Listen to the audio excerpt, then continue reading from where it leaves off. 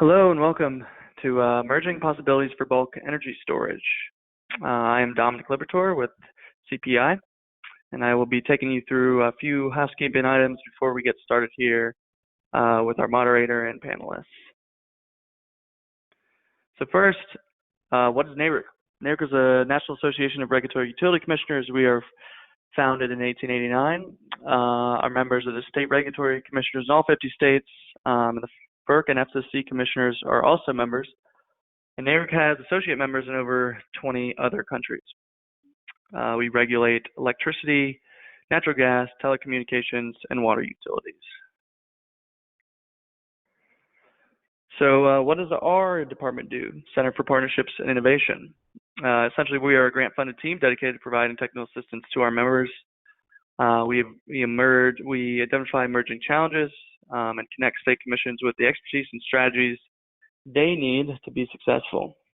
CPI builds relationships, develops resources, and delivers trainings. All the trainings have been virtual, obviously, recently. You can check out more things, more past webinars, and upcoming trainings via our website at www.naruc.org/CPI-1. And please be on the lookout at the end of the webinar for some upcoming trainings, some upcoming webinars that we'll be talking about. Before I hand it off, I just wanted to let everyone know that you can ask questions through the questions box. We will be going through all of our panelists today back to back, and we will be holding questions. We'll do clarifying questions in between if there is something small that we can get to, but we'd really like to just go through all of our panelists for this one and hold a Q&A at the end for everyone to ask their question. So please definitely make use of the questions box, and our moderator will definitely get to it. Okay, well, with that, I will hand it off to our moderator, Philip L. Bartlett, the Chairman of Maine Public Utilities Commission. Mr. Chairman, please take it over. Thank you. Good afternoon. Thank you all for joining us for today's webinar, which will explore long-duration storage. I'm Phil Bartlett, Chair of the Maine PUC, and Maine, like many other states, has set aggressive carbon reduction goals, including moving to 100% renewable energy and electrifying our heating and transportation sectors. This creates a new set of system operational challenges, such as how to incorporate and balance intermittent renewable resources and how to manage changing load profiles. Long-duration storage offers the potential to address some of the challenges we face with respect to reliability and resource adequacy. Today's panelists will discuss what is meant by long-duration storage and its potential applications, barriers these new technologies face, and potential policy changes that may be needed to support them. We're joined by Josh Eichman from the National Renewable Energy Laboratory, Greg Padden, Director of Resource Planning and Markets at Great River Energy, Jason Houck, Policy and Regulatory Affairs Lead at Forum Energy, and Heidi Ratz, U.S. Electricity Markets Manager at the World Resources Institute. Our panelists will each introduce themselves and offer 10-minute presentations, and then we'll use the balance of the time for discussion and to answer your questions. So do please send them in along the way, and we will do our best to cover as many as we can. With that, let me now turn it over to Josh for our first presentation.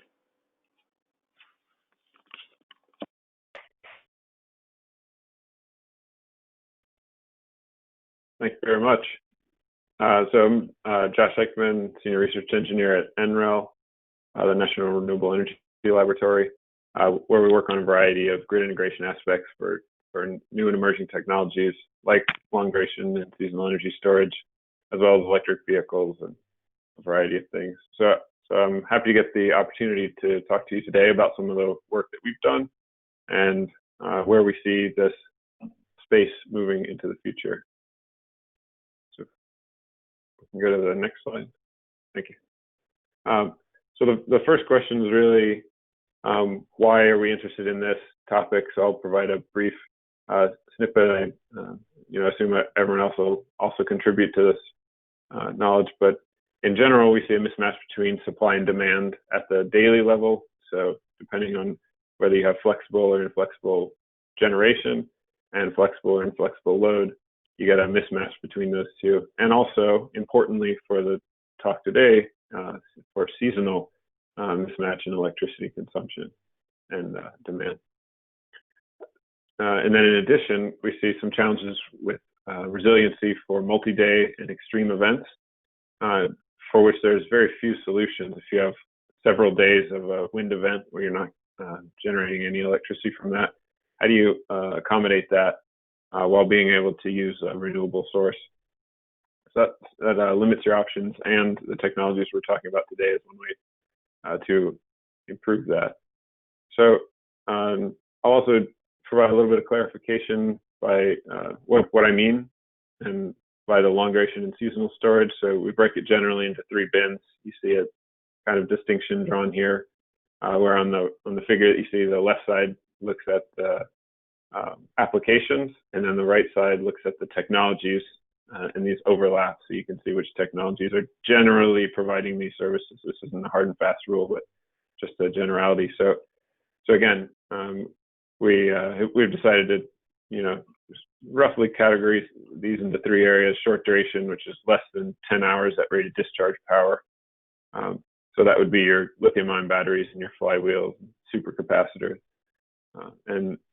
and then long duration from 10 to 100. So now you're looking nearly 1 week of storage, but definitely more than just a few hours. And then finally, seasonal storage. So I'll focus the discussion today on the long and seasonal, and this definition was we picked up from the Department of Energy's ARPA-E program. They have a program called DAYS, which looks at long duration storage. So this is what they use. It could be in flux, but that's what we're going with for now. So if we go to the next slide. So I think a good place to start is actually at the end point. So if we look into the future at the case where we're fully decarbonized, whether that's through renewable energy or low carbon routes, we see that, and we consistently see both through the work at NREL and through the literature, there's a growing body of work that's showing that long duration and seasonal energy storage have an important role to play in achieving that goal.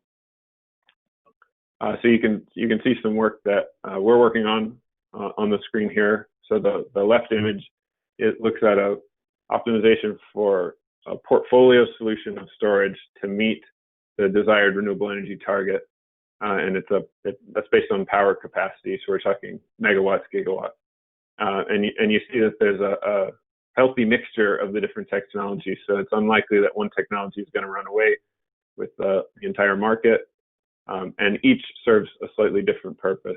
And if you look at the right side, we can see the duration for those storage technologies. The lithium-ion compressed energy storage and pumped hydro, the first 3 are using the axis to the left and hydrogen to the right. So hydrogen is actually in days worth of storage, while the others are in hours worth of storage. So an important distinction. So just kind of summarizing, because there's obviously a long way to go in understanding the true role for long duration storage across the country. But from preliminary modeling, we do see that to achieve the 100%, there is this cost-effective integration of long and seasonal energy storage. So again, this question is, how do we? So we know that currently markets don't encourage. There's not enough revenue in current markets to incentivize the installation of these long and seasonal storage technologies, apart from maybe some niche applications. So how do we get from where we are to this place that we want to be, the 100% clean? So if we go to the next slide. And I think a good place to start is looking at the benefits that these technologies can provide. So I've listed a subset of them, but what we think are some of the more important ones. And there are some that are relatively easy to assess, like energy arbitrage opportunity based on markets and ancillary service value, and its impact on the system. And then there's some ones that are more challenging, like congestion, transmission deferral, and resiliency, particularly to understand the opportunity cost for supporting challenges with resiliency is a difficult task. So we're just in the process of finishing a paper that looks at specifically those areas and quantifies them where possible. And you can see the source there. And then in the graph to the right, I don't want to get into the details of this just based on time. You can see there's a link at the bottom left, but we've also done some studies to quantify that value, and we see that that generally, we're starting from a place again where markets don't see enough value, and even on a system benefit-wide perspective, we don't quite see enough value to necessarily install them. But as you move forward in time, we see a significant increase in the benefit for both long duration energy storage, which you see at the top, and at the bottom, a flexible load, think power to gas, where you're taking electricity to produce hydrogen and sending that to end uses, but you're able to do that at a time when it would best support the grid. So what I want to point out here is that study specifically looks at the first 4 items in detail, the first 4 benefits I've listed, but again, those last few are more challenging to assess, and that could be the difference between installing at an 80% renewable target level or a 60% renewable target level. So there's still a lot of uncertainty about the value for some of these other areas, and I think we just need to continue doing work in this space. So if we go to the next slide. And so I think what it comes down to is understanding which of these technologies are cost effective and when that transition might occur. So again, with the caveat of only looking at a portion of the benefits at this point, we also recently published another paper that looked at some cost effectiveness. So this uses a benefit cost approach where we compare the benefits similar to the strategy you saw on the previous slide to the costs for each of those technologies. And we consistently find that despite the benefits for adding a long duration storage, we see that oftentimes that the shorter durations are cost effective. So this is again a question of the timing. Is the timing right? Are the technology costs aligned? And are all the benefits considered? So generally, again, we're seeing shorter durations right now. It's slowly improving, but we are seeing technologies with longer durations still are competitive in the future. And specifically, I wanted to call out hydrogen, because if you compare that in the chart that you see to the right, the first 5 items are hydrogen, and then the next 5 are compressed air and pumped hydro, respectively. But we see a different shape in the curves of those two as you go forward. So this is largely caused by the energy capacity costs for hydrogen. So it's very, very low to store hydrogen underground, and the marginal cost to do that versus the other technologies. So it makes it a really nice candidate for long duration energy storage. So obviously there's a lot of technologies being developed now. I think in even as few as 3 to 6 months, this chart could have many more technologies on it.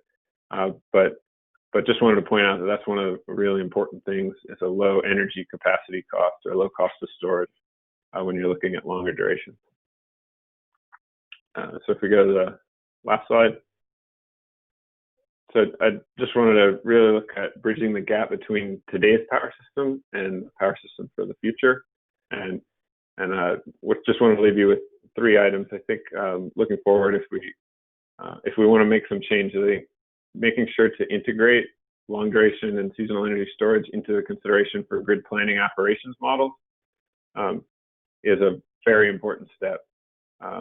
This could represent not just a minor change to these models and the processes in line to set them up, but it could represent a more significant change, because there's distinct differences between planning across a season, across an entire year, than there is in just a day. So you can liken it to the gas system, but there's even more constraints on the electricity side. So from that perspective, there could be some updates there. So it's definitely important to consider.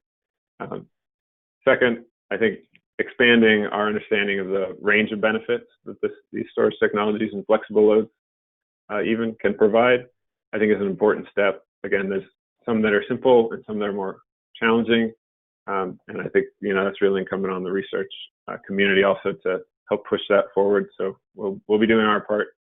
And then lastly, market design represents another really kind of an area where I think there needs to be some more consideration. So we know that current markets don't appropriately compensate long duration storage for everything that it can provide, and then understanding how that would evolve in the future. There are a few examples. So, typically a lot of these capacity markets are 4-hour. PJM has a 10-hour market, and ISO New England has their fuel security market design initiative, as well as I think PJM also has a multi-day product that they're looking at. So there's some things that are encouraging where we're starting to understand what longer term trends that would be supportive of something like long and seasonal storage. And we're not asking for, and in any of these, I want to be very clear that I'm not trying to be biased. It's just a comparison between, including them in the model where they can compete, where all these technologies can compete. And if they win, great. If they don't, we continue moving. So I'll conclude there and hand off to the next speaker.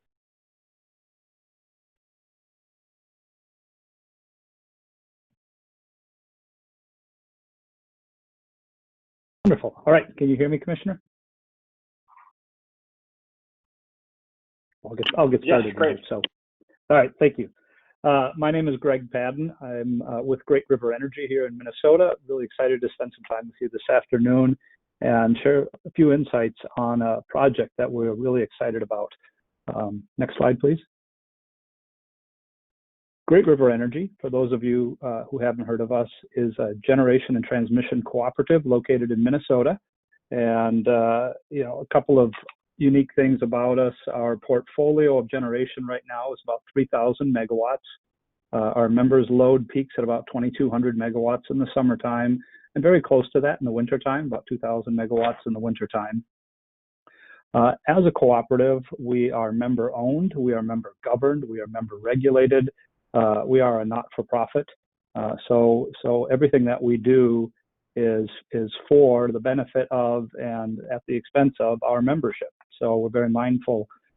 Listening to Josh, this theme of cost-effectiveness is one that is a front and center for Great River Energy and our membership. Next slide, please. This spring, Great River Energy made 2 announcements. And very interesting to see how those announcements were received, both by our membership and within the state and also across the country. Internally, we looked at the announcement of changes to our portfolio as really being a huge change, unlike anything Great River Energy has done really since its formation or predating Great River Energy.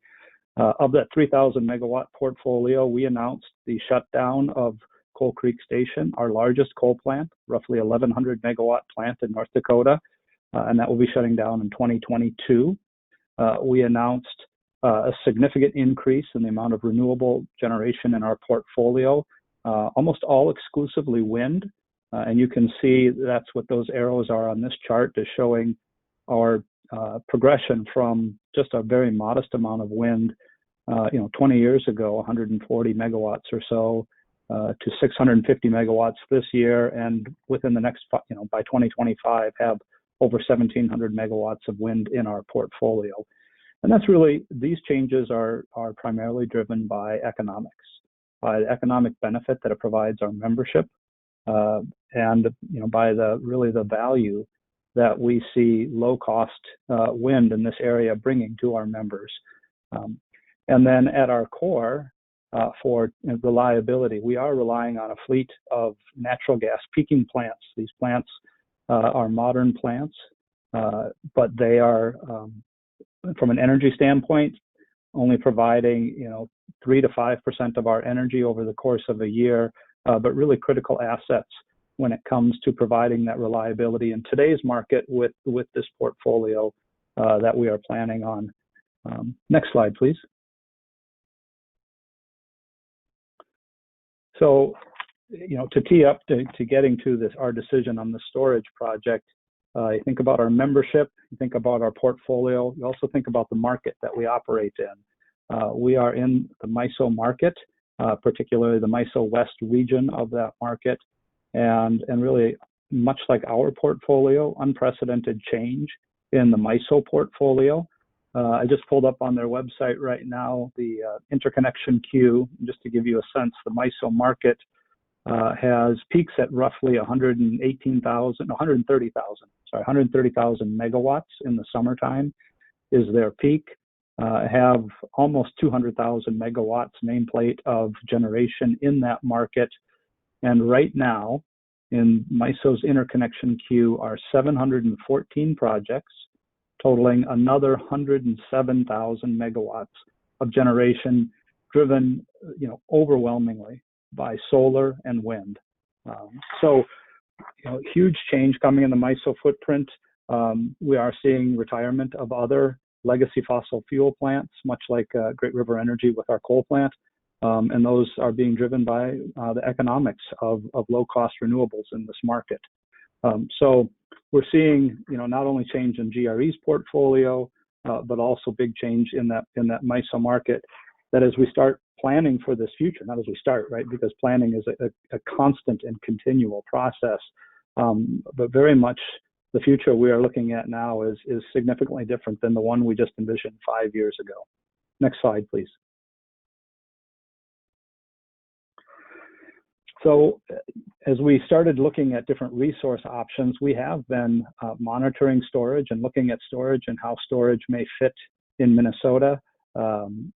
One thing, I guess, every state is different and unique, and Minnesota is no exception. We have really quite extreme weather here, as evidenced by the snow that we had 6 inches yesterday and are getting another 6 to 9 inches today. But more renowned for our very cold winters and very hot and humid summer times. So as a result, not just Great River Energy, but the state of Minnesota really peaks both in the summertime and in the wintertime. And as we look at Great River Energy, at today's storage technologies, they're predominantly lithium-ion 2 to 4 hour capability, and that just isn't robust enough to meet kind of bulk grid needs, much less our portfolio needs. And as a result, even though there are forecasted price decreases, it's our feeling that is not the right type of storage to meet a long-term reliability and cost-effective need. Next slide, please. So wanted to get to our pilot project. I said we made 2 announcements this spring. The second announcement was a pilot project in Minnesota, partnering with Form Energy, who is the next speaker on this panel. And what's really unique about it is a 1 megawatt project, but the unique thing is it will be a 150-hour storage project. So to be very clear, that means it will have 150 hours of discharge capability at 1 megawatt. And really, something that we think is not only, has no equal in other types of technologies that we've looked at, but is the type of technology, the type of capability that will be needed in a grid that will be, we expect to be overwhelmingly supplied by variable resources like solar and wind. Now, it is a pilot project. We're just at the very beginning of this process. We will be locating it in Minnesota, a little town called Cambridge, Minnesota, just north of the Twin Cities. And this project is a resource for Great River Energy. It was approved by our membership as a resource, really for a couple of reasons. And the number one, like I said before, is that we believe it will be a cost-effective resource in the future as we look at scaling up. So while it's a 1 megawatt project, this technology really is envisioned to be on the hundreds of megawatts and be an ultra low cost technology. But as we look at some of the needs of our system and our membership, the capabilities that we need to provide that reliability are not just intraday. It's not just a peaking, how do we shift that peak maybe a couple hours later, but it's really a multi-day capability to deal with a polar vortex that can last 2 or 3 days, as well as the seasonal flexibility to take abundant wind that at least in the Midwest, is most available in the spring and the fall. That's when it has its peak output, and it scales back a bit in the wintertime, and it's at its lowest in the summertime, to be able to take that seasonal wind production and shift it to the summer or the wintertime when it's needed. And of course, part of our decision was our partner, and looking at the expertise that Form Energy, the team, and their technology will bring to this. Next slide, please. Some of the goals that we have are listed here. You can see that there's an awful lot of similarity to the list that Josh just shared with you. We really are looking at cost savings and cost effectiveness of this technology. That's why we're starting with a 1 megawatt pilot project. But very much on our minds are reliability, and not only reliability of the generation fleet, but also the transmission system, and how we could use that storage to help meet both power supply and transmission needs. Energy market hedging, we think, will be a cost savings opportunity. Today, it isn't, right? You look at today's MISO markets, it's very low cost energy in the market today. So we will need to see those market opportunities change in the future in order to gain some value from market hedging, and then potential deferral of different types of ancillary services and transmission investment. And then next slide, please. Just wanted to wrap up with, leave you with a parting thought here is as we look at the storage project and look at our portfolio, what Great River Energy is thinking about is really broadening, this concept of strength. And what does strength mean? And certainly being able to do a lot or lift a lot is one definition of strength.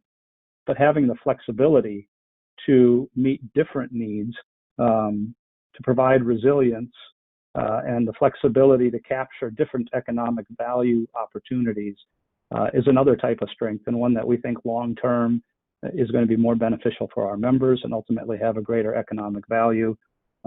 So that's why we're participating, or we're pursuing this pilot project. And like I said, I'll be handing it off to Jason next, and he can tell you a little bit more about Form Energy. Thank you.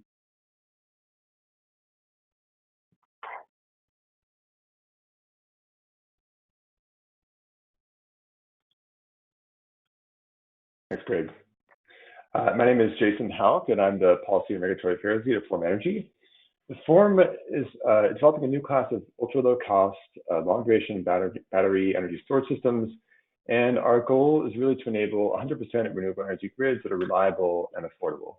But before I share more about Form Energy, I want to begin by focusing on some of the changes and challenges that the grid is facing, which really point to why we need long-duration storage and how it needs to perform in the grid. Next slide, please. So we all know that the grid has changed rapidly in the past few years. Coal generation is increasingly uneconomic and is being rapidly replaced by lower cost natural gas and by renewable energy resources. Next slide, please. And the IEA has projected these trends out to 2050, and this is what the future will look like without long duration storage. The renewables will be the lowest marginal cost resource on the grid, and they'll begin to provide the majority of our energy. But the conventional view is that there will still be a lot of gas and coal on the system. And for those of us who are working to achieve a zero carbon grid, this outlook isn't very satisfying. So next slide, please. So why is it that solar and wind, as the lowest cost resources, aren't enough, and even with short duration storage, aren't enough to fully replace fossil fuel resources on the grid? And the answer is we have to be able to manage multi-day reliability risks, and this is something that Greg just alluded to. So I'm going to go through a few quick kind of examples of this to make it tangible. This first chart is from Xcel Energy's Integrated Resource Plan in the Upper Midwest, and it looked at that 2019 polar vortex event that we just talked about, and in particular about how well would 100% renewable energy portfolio do at meeting energy needs during this kind of event. And one takeaway from this is that even if you had renewable sized at 1.5 times the winter peak, there wouldn't be enough energy to meet wouldn't be enough renewable energy to meet demand, and also to recharge short duration storage from one day to the next. Next slide, please. So the Midwest has lots of wind and it gets really cold, but what about a sunnier, warmer climate? California, there was a study that EFRI did with Calpine looking at a week-long winter weather event across the West that has the effect of lowering solar output. And in this case, and this looks out much farther in 2050, but even if there were 4 times the amount of solar energy on the grid as the winter peak, there still wouldn't be enough energy over multiple days to meet energy demand and charge short duration storage from one day to the next. So these kinds of weather events aren't really unique to California, the Midwest. There are examples of them across the country, but they point to the kind of performance we need to expect out of grids that have increasing levels of renewables and point to the gap that long duration storage needs to address. Next slide, please. So this is another related problem. What happens if a transmission line or a distribution line fails? How do we supply energy to local areas in a low carbon grid? And this is a study we did with one of our partners. And one thing we found is that local rooftop PV can do a lot to meet energy demand, but not enough to supply energy across all hours and to also recharge short duration storage. So next slide. So today, when these kinds of events happen, when we have heat waves or cold spells or a grid outage, natural gas peaker plants fire up and in many cases run for days flat out to support grid reliability. And short duration storage isn't able to match that kind of performance just because it's too expensive to use. The cost of the materials alone in these batteries are too expensive to use for more than a few hours. Next slide. So what kind of storage would it take to cost effectively replace coal and natural gas power plants? And that's really the fundamental question that led to Form Energy's founding and that we are trying to answer. To answer that question, we found requires some new modeling tools which we developed in-house. I'll mention a little bit later. But the answer that we've come to is that the grid needs storage that can last in durations far longer than a day. And that is 10 to 100 times cheaper than where lithium ion is going to be able to achieve in the future. So the yellow blob is kind of the technology space we're aiming for. We're a 3-year-old company founded by a bunch of energy storage veterans. I'll mention one person in particular. Our CEO, Matteo Jaramillo, was the founder of Tesla's energy storage business. We have about 60 plus people, mostly in Somerville, Massachusetts, and also the San Francisco Bay Area. And we've received over $100 million in venture funding to date. Next slide, please. So, the equation we're trying to solve is really quite simple. We want renewables and storage to be cheaper than coal and natural gas power plants. Next slide. So I want to shift gears a little bit and talk about what does it take to really scale a new energy technology. And the first proof point of a new technology is a pilot project. And the goal of those pilots is really to prove commercial value. And that's what our project with GRE is intended to do. And it'll demonstrate the megawatt building block of our technology. And from there, the goal is really to deploy much larger projects that are scaled to address actual grid needs and to demonstrate financial returns and bankability. And it's this scale up and expansion phase where policy support is really most needed and has the potential to be most impactful. Next slide. So we're not the only company in this space, but we all kind of have similar challenges and face similar barriers that we're going to have to overcome in order to compete with incumbent resources. And the first is really around experience, which is getting those first large projects and opportunities to demonstrate commercial value and bankability at scale. And this is really the next biggest opportunity for policy support, is supporting utilities and project developers in pursuing those first projects. We also have to rethink reliability as a whole. And, the grid today is planned around fossil resources. We plan it around single day peaks. And in a world with high levels of renewables, we have to start thinking about reliability risks in all seasons, and particularly across multi-day weather events and grid outages. So we can't just think about single days anymore. We have to think about the connections between days. Otherwise, we're going to end up being unprepared for extreme weather events that are already causing reliability risks at today's levels of renewables. We also think we need just some better modeling tools, and in particular, two new capabilities. So when utilities plan their resource needs in the future, they use a capacity expansion modeling tool. And typically, these tools simplify the grid. They just look at a few days in a year. But that kind of approach tends to kind of average away or overlook these kinds of multi-day reliability challenges.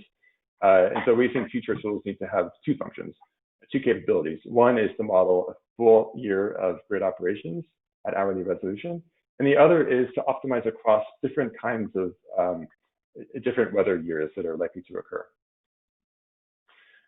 The hard part is really cracking that around how do we value and compensate resources. And here I wish I had some simple answers. So I'll just offer a few perspectives. One is that today most grids are planning for 4-hour storage, but 4-hour and 100-hour batteries aren't the same resources, and we need to start thinking about how to value them differently. The reasons for this are sort of complex, but two quick thoughts. One is that why this is happening is that policymakers tend to think about storage as a monolithic resource class, which it isn't. And so we need to start distinguishing between daily cycling storage, like lithium-ion, that charges and discharges within a single day, and multi-day storage, like what we're developing, which can provide energy over much longer periods. And the second is just to sort of reiterate that we need to start planning the grid around not just capacity, but thinking in terms of capacity and energy across sequential days. And one note on just market design, in some ways, dealing with vertically integrated utilities is much easier because we demonstrate value and procurement is relatively straightforward. But how do you plan markets to really value these resources? So I will just offer that if we're seeing reliability risks emerge today, and if we're seeing ISOs doing out-of-market procurement to keep fossil resources afloat, that's an indication that the market isn't fully valuing reliability. And so step one is to better characterize what kind of performance do we need to expect. Let's stop assuming that fossil resources are always going to be here, and then figure out what kinds of performance do the resources we have as a whole to kind of support grid reliability. And then let's figure out what sort of market constructs we need to compensate those resources. Next slide. I'll just leave you with a few quick things we're doing to support policymakers. We're part of a grant funded by the California Energy Commission to study long-duration storage with E3 in California. And one of the outcomes of that work will be a new open source modeling tool that will be able to model the grid at hourly resolution and really understand the opportunities and needs for long-duration storage. We're also putting out a bunch of white papers to show the role that long-duration storage can play in the grid. Recently, we looked at how it can replace peakers in New York and how it can manage risk of wind farms in different kinds of environments.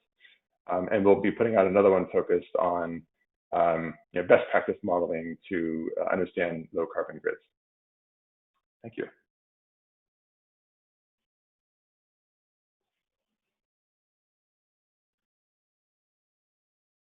Thanks, Jason. So hi, Heidi Ratz here from the World Resource Institute. I'm going to walk you through a recent report that we put out that has some policy and regulatory recommendations along the lines of some of the topics we've already talked about today. Before we do so, I want to give you a brief overview of WRI. Next slide. So the World Resource Institute is a global research organization that turns big ideas into action at the nexus of environment, economic opportunity, and human well-being. So this slide just shows you very broadly who we are. We have 7 different global offices. We have 6 different programs: climate, energy, cities, water, forest, and foods.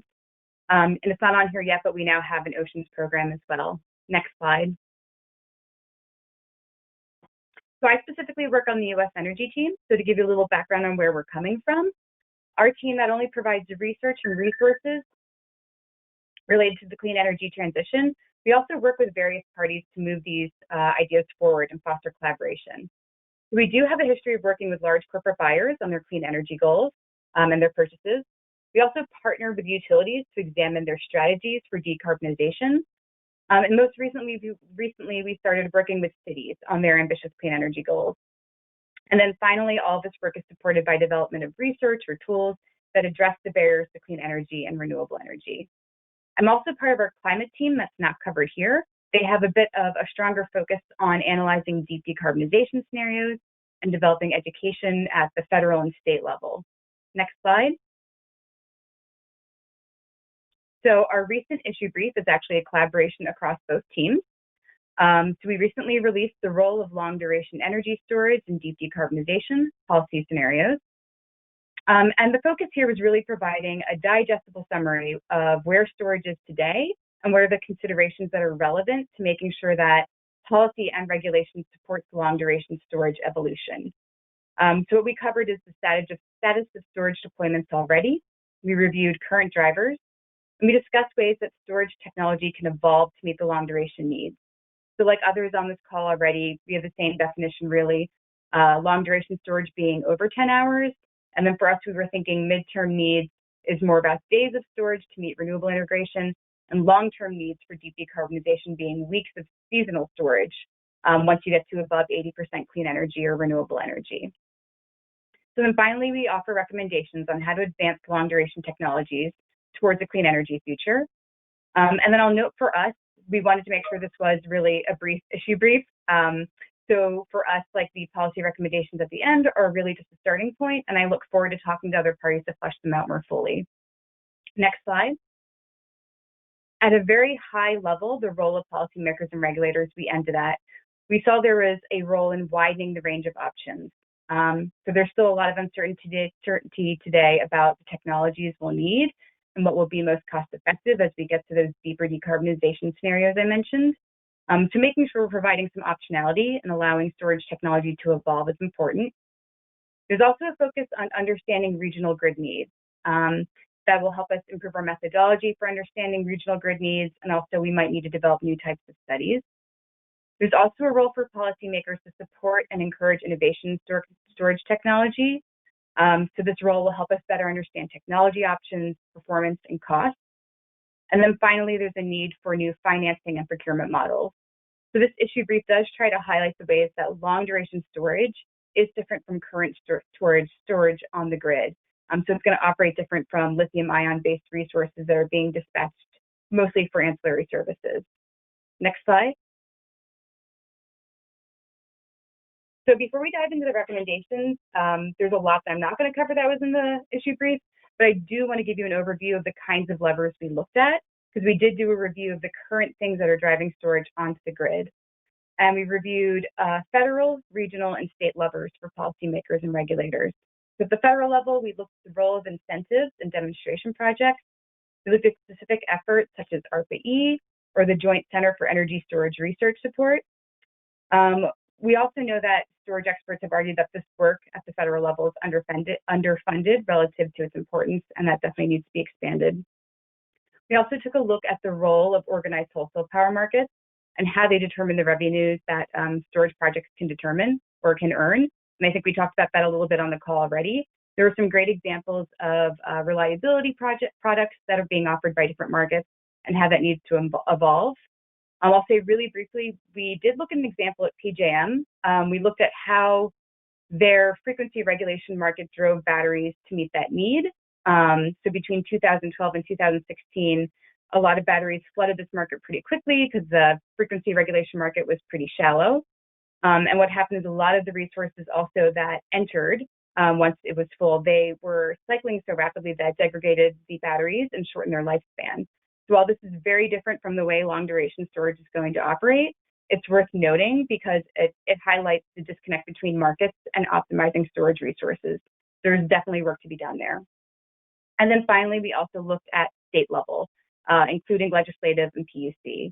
So I think the levers for state regulators are really interesting because depending on the market, it gives them the ability to shape utility asset ownership and impact long-term planning. So with that, I will hop into what our actual recommendations were. Next slide. So our first recommendation was establish new targets and procurement models for long-duration storage. So several states already have storage targets, and we thought through ways to improve them or to help long-duration storage. And some possibilities are technology characteristics being targeted that they want to see, or specific carve-outs for technologies. Targets could also be shifted around to focus more on services that they want to see as opposed to overall power capacities. And then related to the procurement models, I'm interested in learning how utility all-source bidding could drive storage evolution. So there is an interest right now in using all-source bidding that defines a need as opposed to a type of generation and allows the market to surface an answer for that. There's some interest in that as well. Next slide. Also encouraging innovation in utility resource planning related to the all-source procurement. So IRPs are already evolving to better quantify the benefits and costs of storage technologies. State regulators could continue to push this. So they could ask for more robust reviews of storage and IRP processes. So right now there's already efforts for better cost data or improved operational assumptions. I think we heard in a lot of presentations already today that expanding the range of services and benefits that storage is providing is also important. And I also think that transparency and information sharing on how utilities are doing this is really important as well. Next slide.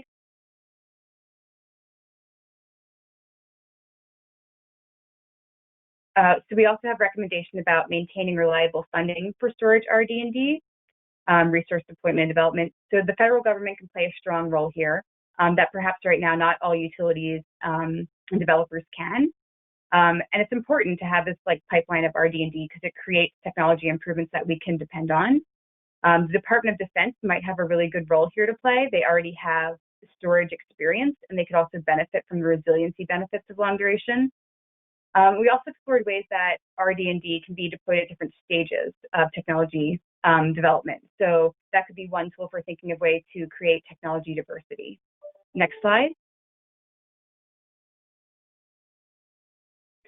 There's also some potential capability to remove barriers to different technologies by conducting screening assessments for potential sites. So here we're really talking about technologies that have some kind of geographical limitation. A great example is compressed air storage. So when you're screening for compressed air storage, not only are you looking for underground sites to store it, but you're also looking at what was past drilling in the area, where is the nearby infrastructure and things like that.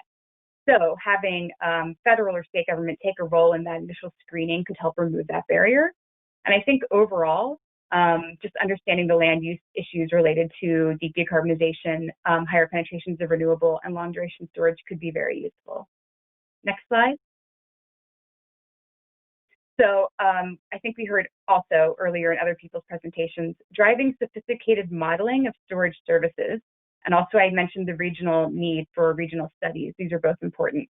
So as I said, in addition to improving IRP modeling and state studies, there could be a need for regional specific modeling that looks at the regional specific grid characteristics, consumption pattern, and resource mixes, because it's going to be different across the US.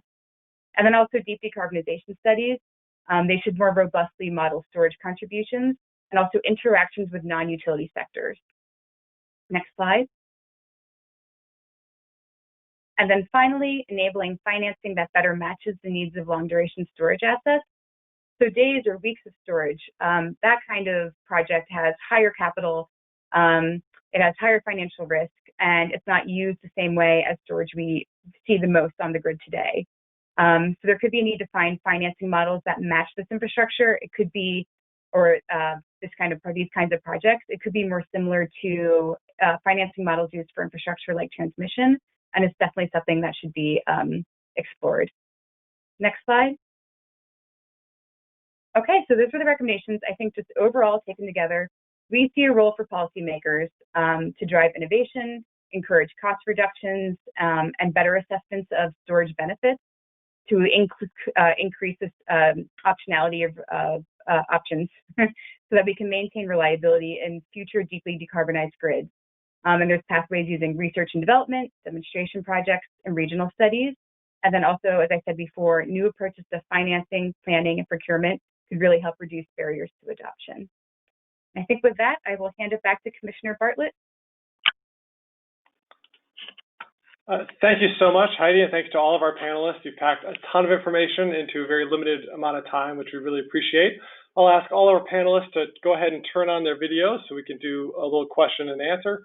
And also encourage folks to send in any questions that you have. I'll start with a couple, but if there are questions coming in, we'll turn quickly to those. First question that came to mind is, what markets are currently available for long duration storage? And maybe start with Jason. Yeah, so I'd say first geographically, the places that are most interesting are the third of the US now that's covered by high renewable energy goals, low decarbonization goals. But there are kind of a few applications that are really interesting to us. One is providing firm renewables to customers and utilities that want renewable energy that's reliable over every hour of the year, providing storage as a transmission asset, replacing the reliability function that fossil units play in the grid, and kind of providing an overall cost and risk management tool to participants in markets.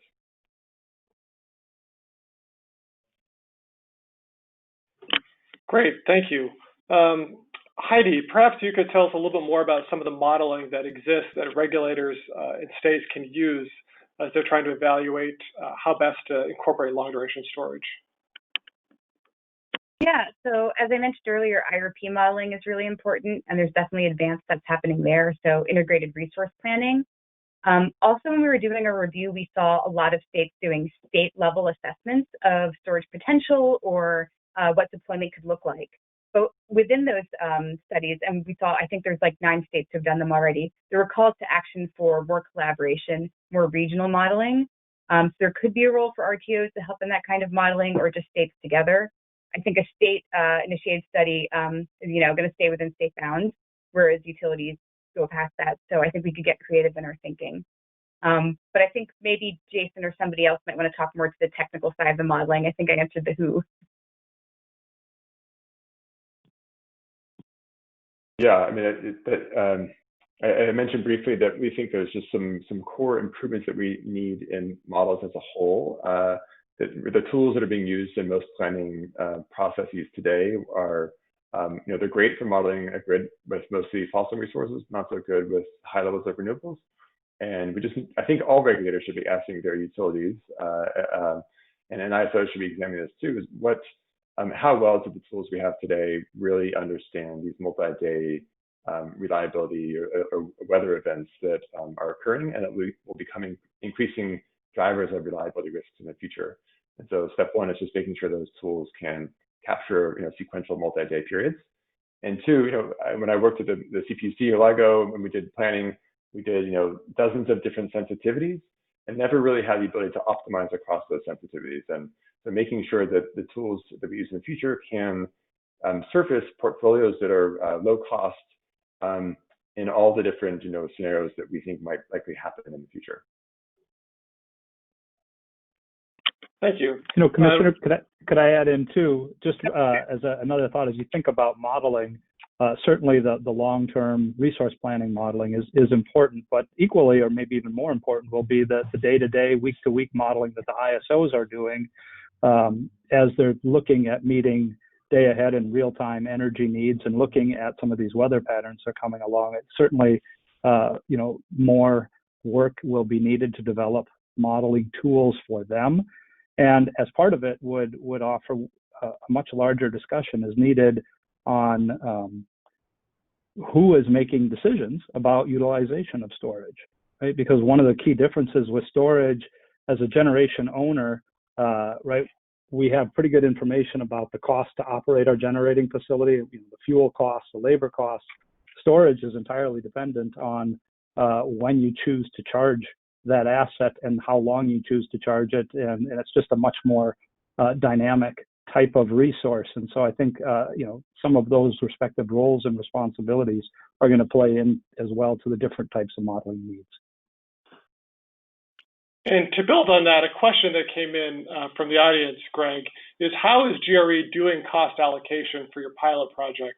Are you expected to be able to recover your costs through wholesale prices, or are cooperatives paying for the capacity uniformly, or is it going to be based on operational needs? How are you going about that? Sure, it's a great question. So to be clear, we do not expect to recover all the costs of our pilot project from the market.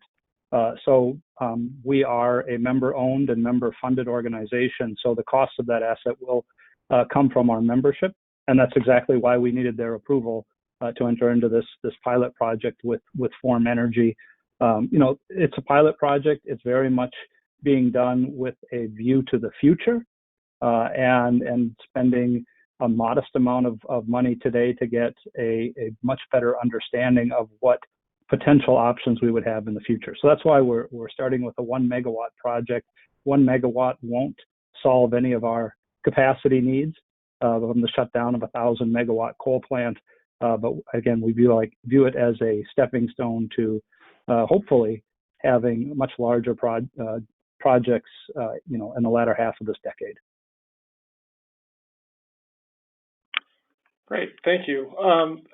Another question came in for Heidi. You mentioned all source bidding in the context of storage development. Could you please elaborate on what you meant? Yeah, I've been really interested in how all source bidding has been used across the U.S. So the idea is that the utility is procuring for a service as opposed to a type of generation, defining what they're looking for, this amount of firm clean resources, this amount of flexible, and then letting the market develop a solution and bid in. I wonder if that kind of concept can be applied to helping long duration storage develop.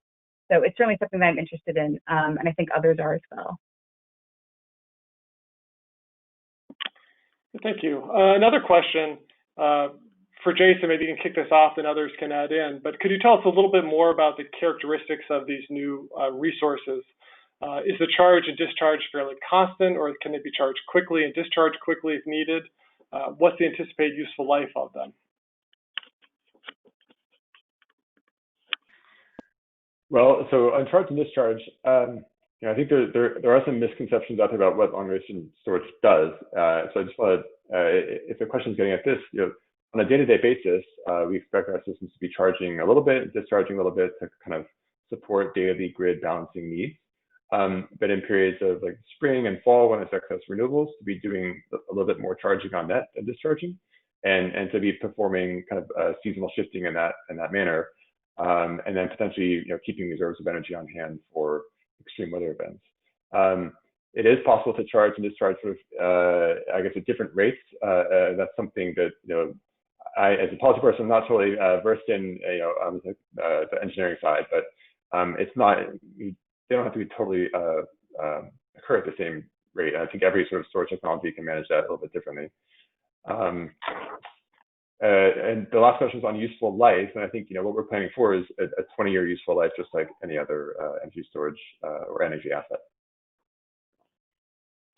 Thank you. Another question that came in for Josh. What is your model's assumption for how hydrogen is used after storage? Burn like gas for electricity? If so, what's the ratio of energy loss that is assumed? Can you give some thoughts on that? Yeah, so specifically, we were looking at using it using it with a fuel cell to produce electricity, but in some other work, we've also used it in a combustion turbine to provide electricity. So there's a variety of those type of pathways.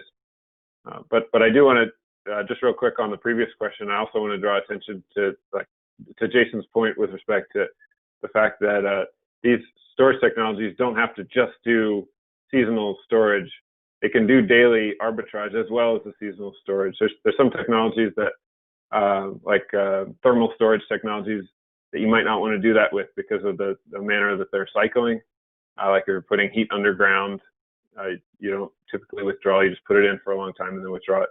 But that's a really important distinction. So we're looking at technologies that could be as fast as some of the, like a lithium-ion battery to provide this charge and discharge.